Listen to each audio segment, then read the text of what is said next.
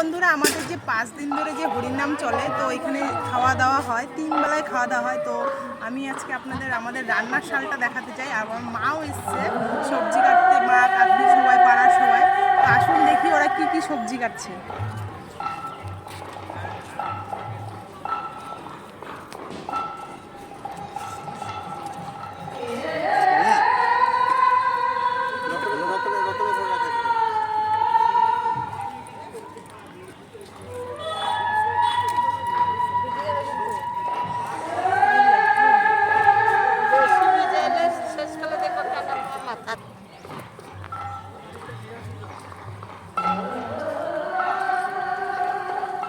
এটা হচ্ছে আমাদের হরিণ নামে যে মেন যে মহোৎসবটা হবে, তাই সেই উন্নয়নে রান্না করা হবে।